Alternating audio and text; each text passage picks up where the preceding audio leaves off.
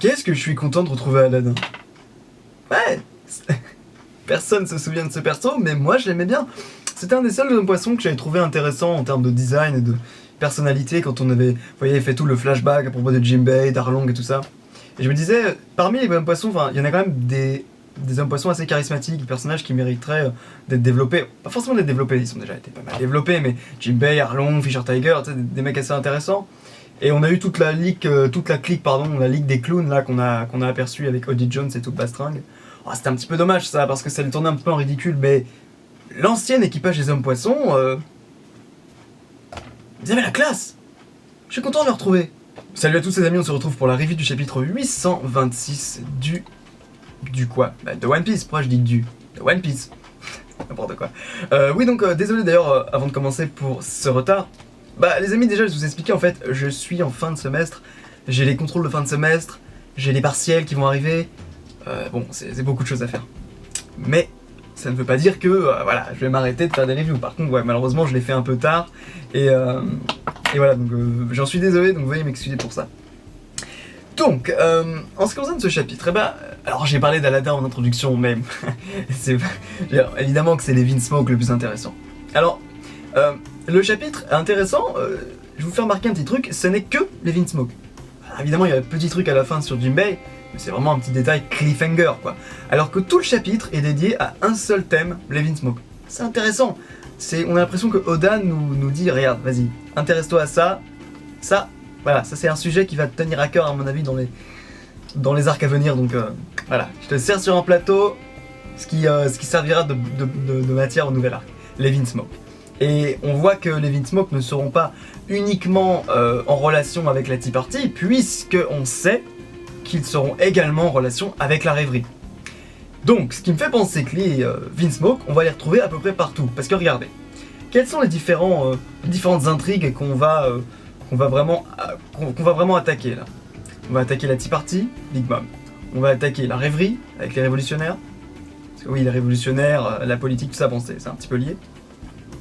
Et on va attaquer également Kaido.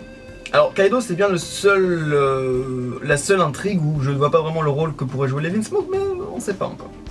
Par contre, autant pour la Tea Party que pour la rêverie, les Vinsmoke joueront un rôle, et c'est super intéressant parce qu'on sait que les Vinsmoke sont à la fois des assassins, mais c'est peut-être une vocation qui s'est révélée un peu plus tard, j'y reviendrai juste après, et à la fois des nobles.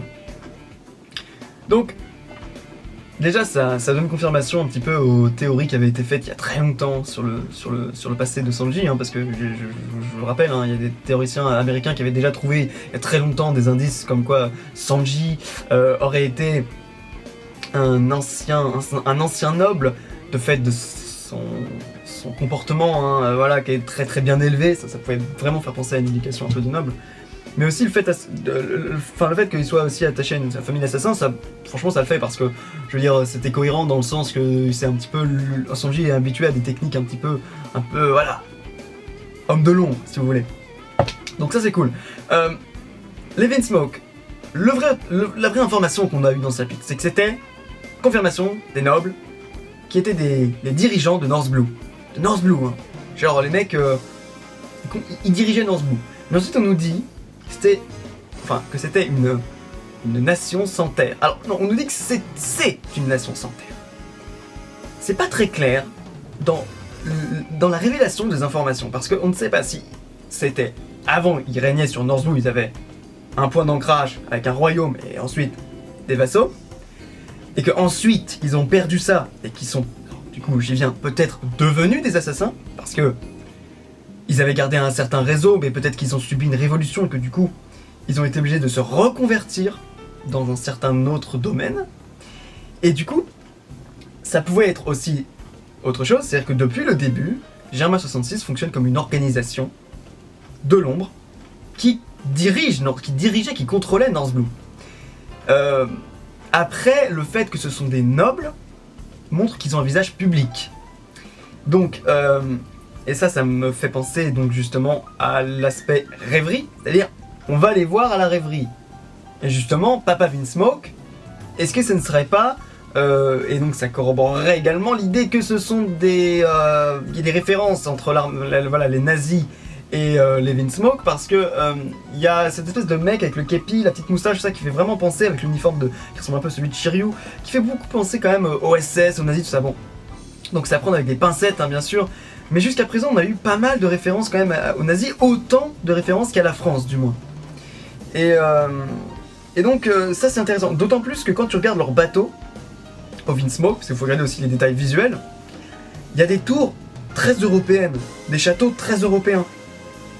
Donc que ce soit français ou allemand, il y a un délire très européen à propos des Vinsmoke. Donc voilà. Donc les Vinsmoke en plus nous donnent un petit peu côté un peu famille, et j'y viendrai juste après par rapport aux deux personnages qu'on a dans le chapitre, ils donnent un petit côté un peu une saveur un peu famille Zoldyck. Et ça me fait penser à quelque chose. Donc deuxième point, peut-être qu'est-ce qui se serait passé avec Sanji. On peut imaginer que Sanji a été éduqué dans cette famille, et que peut-être ils étaient justement entraînés, élevés dans une espèce de climat un peu martial, avec un papa une société très patriarcale, si vous voulez, avec un papa Vinsmoke très dur. Et peut-être que justement Sanji a dû fuir, ou voilà, a préféré fuir parce que il avait eu une histoire avec soit une nana, soit sa mère par exemple. On sait que Sanji a une relation assez spéciale avec les femmes, donc du coup peut-être que ça vient d'un traumatisme. Et est-ce que sa mère aurait été, voilà, je sais pas, tuée, battue par son père? Et du coup ça pourrait donner une raison pourquoi il aurait pris la fuite, quoi. Donc ça c'est intéressant. Le fait que Sanji incarne aussi un truc un peu différent. Parce que quand tu regardes les autres Vinsmoke, ils ressemblent pas du tout à Sanji en fait. Bien sûr, ils ressemblent physiquement à Sanji, mais ça c'est la génétique, voilà, c'est le phénotype.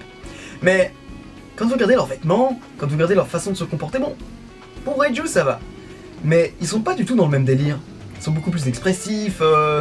Bon, alors il y a le côté un peu génétique, encore je l'ai dit, hein, le Yonji qui est complètement, j'y reviendrai après, hein, complètement à fond sur la nana. Ça c'est plus le gag, je m'y attendais pas honnêtement, je m'attendais franchement à ce qu'il soit un peu différent. Mais enfin, voilà, Sanji est différent au niveau des choix qu'il peut porter dans son comportement. Il va frapper les femmes, bien s'habiller, avec des costards, tandis que les Vinsmoke semblent être depuis le début, hein, parce qu'on regardait l'image où on voit le dessin de la chronique illustrée du Times avec Sora et les Vinsmoke. C'est un dessin comique, mais regardez bien, ils ont aussi les capes, ils ont les capes, ils ont les coiffures un peu cheloues. Ça pourrait d'ailleurs être les deux frères restants, hein, que Oda nous a dessinés comme ça, un peu en clin d'œil. Deux frères ou deux sœurs d'ailleurs, on sait pas.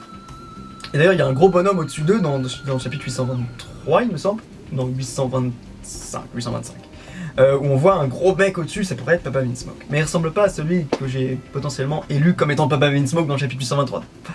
Peut-être un autre pire Vinsmoke, hein, peut-être, je sais pas, un autre G, bah ouais. Mais en tout cas, c'est intéressant de voir cette dualité, quoi. Encore une fois je le dis, hein, voilà, il y a un côté très européen, mais un côté très différent entre Vinsmoke et Sanji. Bon. Pareil, Germa 66, je reprends l'idée, hein. Famille d'assassins, famille de nobles. Je pense que c'était une famille de nobles, mais qu'ils ont peut-être subi quelque chose qui les a fait chuter de leur piédestal. Et c'est justement ce que j'aimerais que Brook nous donne, nous apporte, quoi, en informations supplémentaires. Parce que je trouve que Brook, à chaque fois, on nous le tease, on nous dit « Ouais, Brook, on sait que tu connais des choses, voilà, tu connais des choses sur notre passé. » Mais jamais on a vraiment des informations cruciales sur eux. Oui, très bien, on apprend quand il y a Vinsmoke que Brook savait qu'ils étaient un royaume à North Blue, mais bon. Brook, il était à West Blue à l'époque d'ailleurs.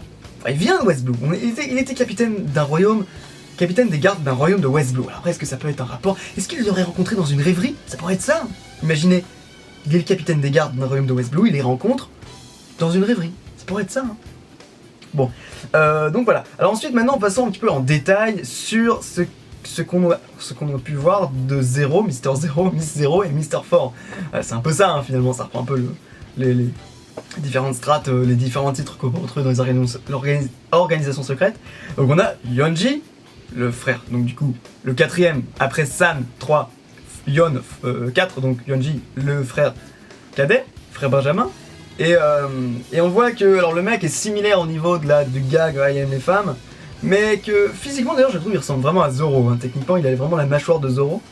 Et au niveau de son caractère il est beaucoup moins compassionnel, beaucoup moins, il est beaucoup plus il semble plus cruel, il semble un peu plus sadique. plus impitoyable, ce qui pourrait justement voilà, confirmer le fait que Sanji, lui, a développé il n'a pas voulu accepter cette éducation très martiale et très, très froide, et il se serait barré pour ça. En ce qui concerne Reiju, alors on peut voir que déjà elle est beaucoup plus calme, mais c'est un petit peu normal quand on voit qu'il y a le côté un peu position d'aîné, si vous voulez, de sœur aînée, de mentor un petit peu par rapport à son petit frère. Et j'ai vraiment hâte de voir des interactions entre les différents frères Vinsmoke. Alors donc ça déjà au niveau de son caractère c'est intéressant, mais après faut se méfier. Je pense que Reiju pourrait s'avouer être aussi tout à fait sadique également, et que c'est juste une couverture le fait voilà, qu'elle ne dévoile qu'une partie un petit peu sourire en coin, mais il faut toujours se méfier de ça. Hein. Donc voilà, j'ai déjà parlé donc un peu de leurs vêtements.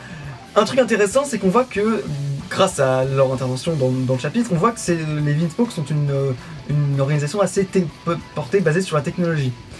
Donc ça nous dévoile pas grand chose, simplement ça nous donne un petit peu une idée du thème qu'ils auront en fait, voilà, parce que ça va pas être juste des assassins très sobres avec des costumes tout ça, un peu comme les Sanji finalement.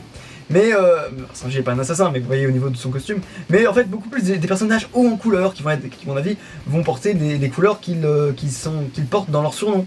On a donc Poison Pink et Winch Green. Alors ça me permet de passer sur leur pouvoir. Alors, leur pouvoir et peut-être leur statut justement. Poison Pink et Wind Green. Alors Poison, bon bah poison, c'est pas compliqué. Et elle aspire le poison, elle mange le poison, un peu comme une Dragon Slayer de poison, un peu comme Cobra si vous voulez. Et dans Fairy Tail. Et l'autre, Winch Green, Winch ça veut dire treuil. Treuil si vous voulez. Donc, treuil c'est quoi? C'est une poulie quoi si vous voulez. Parce qu'il mange des poulies. Bizarre quand même. Donc ça je ne peux rien vous dire, je ne peux techniquement rien vous dire là-dessus, c'est vraiment beaucoup. Je suis sûr que des gens pourraient arriver avec des théories, mais c'est trop tôt pour moi. Ce serait pas intelligent quoi, ce serait de la spéculation. Et donc voilà, donc c'est intéressant de voir ça. Alors on aura évidemment d'autres couleurs, rose, vert, pas vraiment moyen de faire une nomenclature assez fixée. Rose et vert, c'est pas vraiment, ça n'est pas participer comme si c'était une couleur primaire, couleur secondaire ou couleur tertiaire, enfin couleur complémentaire. Donc pas vraiment, enfin bon, on peut imaginer le spectre entier, imaginez, le spectre entier des couleurs. Mais en tout cas, ceux dont on sait qu'ils existent forcément, c'est Ichiji ou Iji et Niji. Respectivement frère numéro 1, frère numéro 2. Ou alors Ichiju et Niju pour les femmes, vous voyez? Puisqu'on sait que voilà, Reiju, attendez, que je dise pas de bêtises, c'est le Rei, le 0 ou c'est le Ju, je sais plus. Enfin bref, vous avez compris l'idée. Est-ce qu'il aura 3 sœurs aînées? Sanji serait intéressant.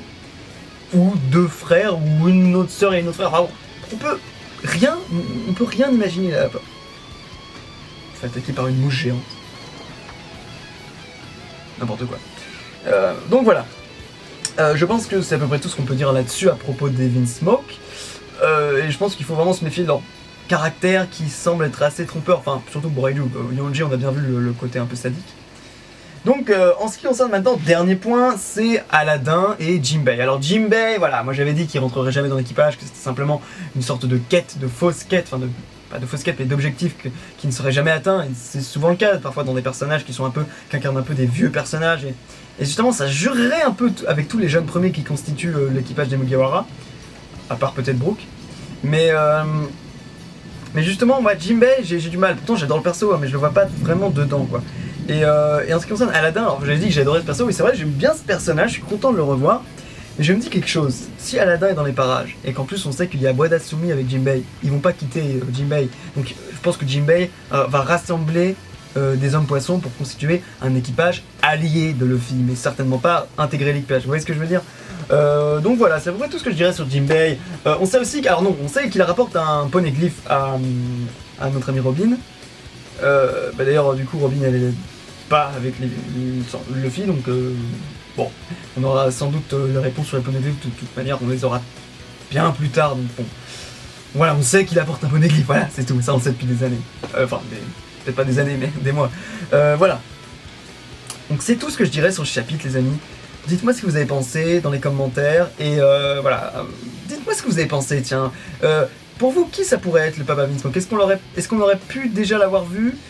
Est-ce que y aura plutôt 2 frères pour Sanji, pour Neji Ichiji, ou deux sœurs, et quelle couleur ils vont incarner, quel pouvoir, et qu'est-ce que ça peut correspondre le pouvoir Winch Green? Dites-moi.